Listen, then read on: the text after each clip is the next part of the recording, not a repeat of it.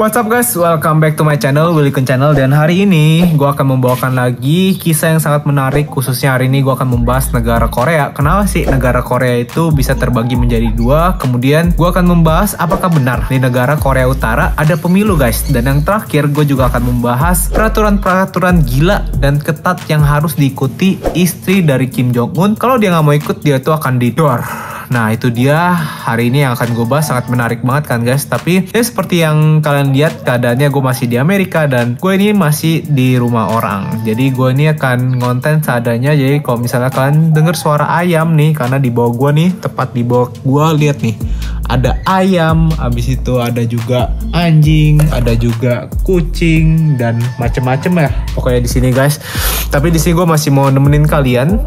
Jadi kalau misalnya ada suara-suara atau suara anak kecil gitu, ada suara orang dewasa yang manggil gue, mungkin tuh adalah penghuni di rumah ini guys. Bukan penghuni horor ya, maksudnya penghuni beneran gitu guys. Tapi karena ini dipakainya bersama, jadi ya kalau misalnya dengar suara seperti itu, kalian jangan takut ya guys. Jadi sebelum gue ceritain itu semua, jangan lupa untuk selalu support channel ini, karena kita udah nyaris nyentuh angka 2 juta subscriber. Jadi jangan lupa untuk selalu support channel ini dengan cara klik tombol subscribe-nya aja. Habis itu setelah kalian nonton videonya, jangan lupa juga untuk share ke teman-teman kalian, ke keluarga kalian, ke semua orang yang kalian kenal, biar channel ini semakin berkembang guys. So langsung aja check it out, let's go, kita bahas semuanya.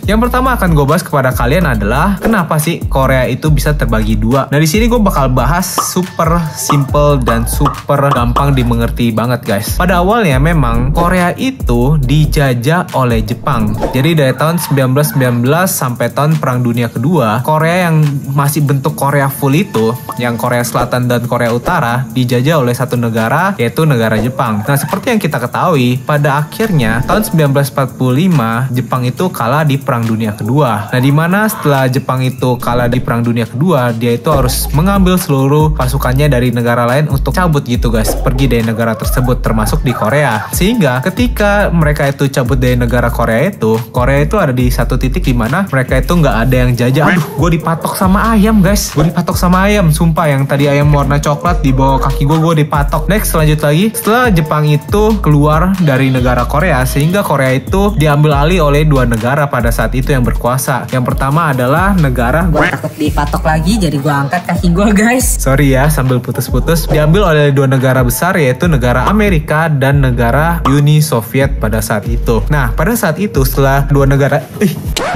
Yep, that's me. You're probably wondering how I ended up in this situation. Patok lagi dong. Dipatok sumpah guys, sumpah gue dipatok, gue baru pertama kali. The chicken crazy.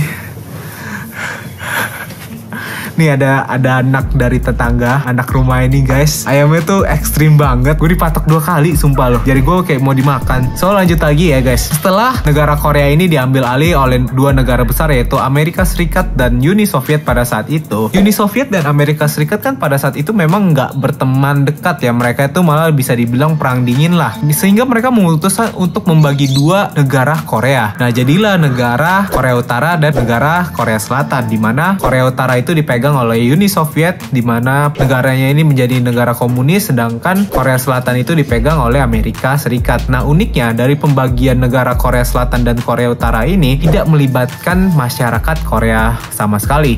Jadi ya dibagi begitu saja tanpa persetujuan dari masyarakat Korea pada saat itu. Nah setelah negara ini dibagi menjadi dua, ya udah cara pemimpinan, cara pembentukan negara juga sangat berbeda. Nah sebenarnya setelah mereka itu dipisahkan, mereka ini mau disatukan lagi pada tahun 1948. Tapi sayangnya kedua negara ini, si Korea Utara dan Korea Selatan, sama-sama tidak saling percaya. Unik banget kan guys? Padahal mereka itu basicnya adalah sama-sama orang Korea, tapi karena sudah dipisahkan selama beberapa tahun, mereka itu menjadi tidak saling percaya. Mereka berpikir kalau oh mungkin ini adalah upaya dari si sekutu, si Uni Soviet atau dari Amerika yang mau menjajah mereka dan menindas nantinya. Sehingga mereka itu tidak jadi, dan baru pada tahun 1950 Korea Utara memutuskan untuk menyerang Korea Selatan untuk mengambil penuh secara kepemimpinannya guys. Dan pada saat itu terjadilah perang selama 3 tahun yang menyebabkan korban jiwa dari kedua belah pihak sebanyak 3 juta orang. Jadi setelah 3 tahun tersebut akhirnya mereka itu memutuskan untuk berdamai, tapi sampai sekarang mereka itu masih perang dingin. Kemudian seperti yang kalian lihat sekarang Korea itu tidak bisa bersatu, masih Korea Selatan dan Korea Utara. Nah kemudian gue akan juga membahas yang kedua adalah apakah benar di Korea Utara itu ada pemilu. Kalau misalnya di Korea Selatan pasti ada ya guys ya. Tapi gimana yang terjadi di Korea Utara, negara komunis yang biasanya dipimpin oleh keluarga Kim, apakah benar ada pemilu? Jawabannya akan sangat mengejutkan sekali karena memang di Korea Utara itu rupanya ada pemilu loh guys. Nah pemilu ini dilakukan memang tujuannya itu bukan untuk memilih siapa presidennya. Unik banget kan guys, siapa presidennya itu tidak dipilih lagi karena di pemilu ini sendiri calonnya itu cuma ada satu. Jadi kalau kalian ikut pemilu di Korea Utara, kalian akan melihat cuma satu calon, yaitu si keluarga Kim, dimana sekarang adalah Kim Jong Un. Nah jadi di hari pemilu kalian itu diwajibkan untuk bangun lebih pagi untuk mengantri. Kalau kalian tidak bangun lebih pagi, kalian itu bisa dipertanyakan apakah kalian itu rela berkorban untuk negara atau tidak. Nah kemudian setelah kalian masuk ke dalam bilik pemilihan, kalian itu tidak perlu mencontreng apapun, kalian cukup memasukkan kertas yang diberikan di pemilu tersebut untuk dimasukkan ke dalam kotak. Nah tapi sebenarnya kalian tuh boleh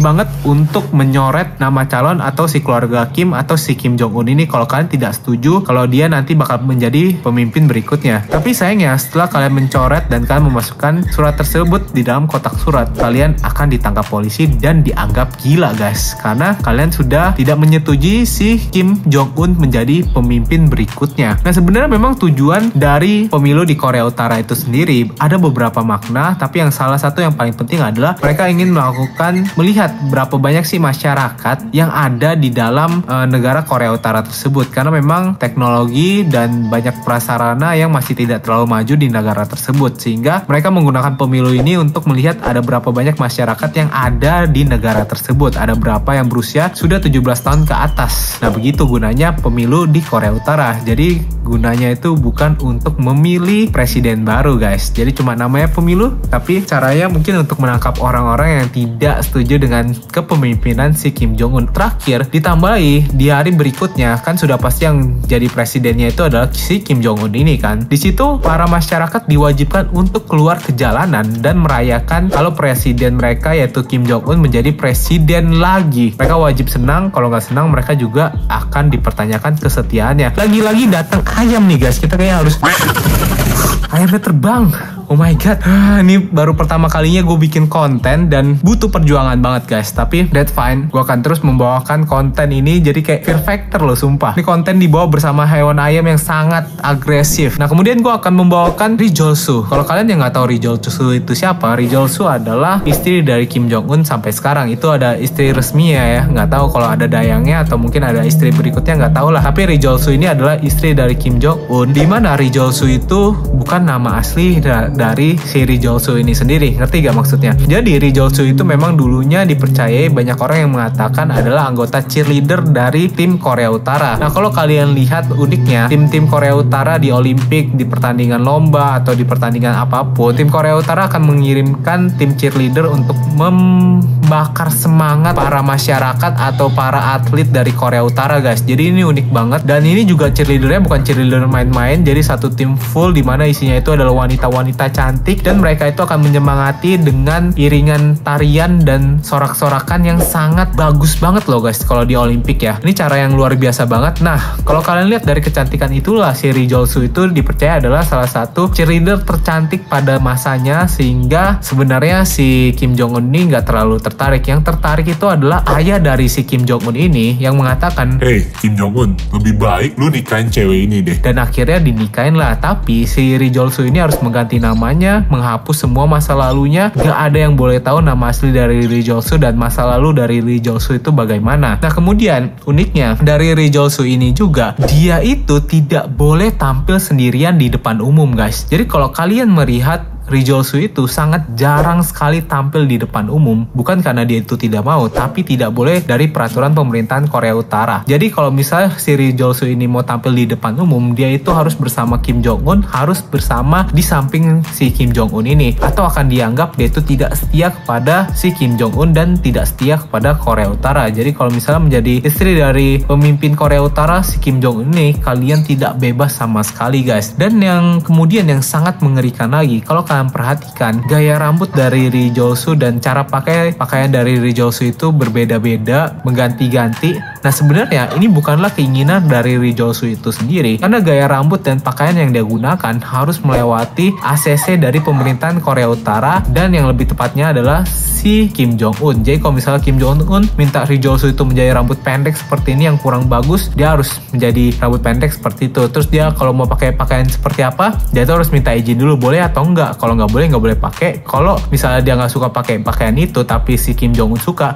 dia tetap harus menggunakan pakaian tersebut. Gila banget kan guys. Dan yang terakhir, dan sangat gila sekali dan sangat ekstrim sekali, kalau si Ri Jol-soo ini sedang hamil, dia itu tidak boleh sama sekali tampil di depan umum dan tidak boleh memperlihatkan keadaan dia, tempat dia tuh lagi di mana guys. Kabar burungnya, kabar yang mengatakan sebenarnya Ri Jol-soo itu sudah mempunyai 3 orang anak, tapi sampai sekarang tidak ada yang mengetahui apakah ini benar atau enggak, karena memang peraturannya itu sangat ekstrim dan sangat ketat sekali, sehingga Ri Jol-soo itu nggak boleh tampil. Tapi sampai sekarang sih banyak yang mengatakan ya Ri Jol-soo itu sudah mempunyai 3 anak dari Kim Jong-un. Nah anak-anak dari Kim Jong-un itu kalau memang benar juga tidak boleh ditampilkan di depan umum, karena dulunya si Kim Jong-un pas kecil juga dia itu dibawa pergi ke luar negeri dan disekolahkan tidak di Korea Utara, dan identitasnya itu dirahasiakan sampai sudah cukup besar dan menggantikan ayahnya sendiri, karena dia percaya kalau misalnya musuh-musuh dari Korea Utara itu pasti akan mengincar anaknya dari si Kim Jong-un nanti ya kalau diketahui identitasnya. Itulah alasan ketatnya. Tapi kalau sampai si Ri Jol-soo ini tidak mau mengikuti peraturan ini, atau mungkin meleot, atau mungkin mengambil satu tindakan sendiri, dia itu sudah pasti akan didor.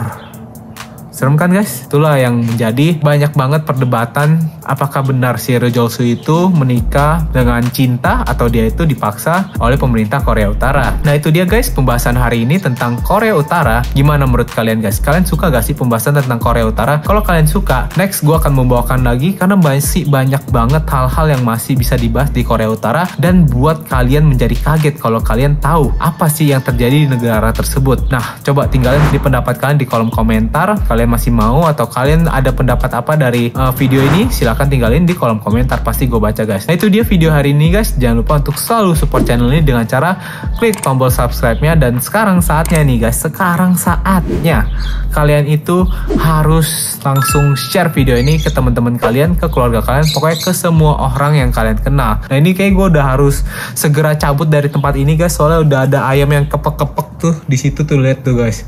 Dia udah kayak kepek-kepek, ada kucing juga gitu, kayak mereka tuh kayak udah mau nerekam gue gitu loh guys. Jadi see you guys in the next video. Ciao. Sebelum dikejar ayam, oh my god.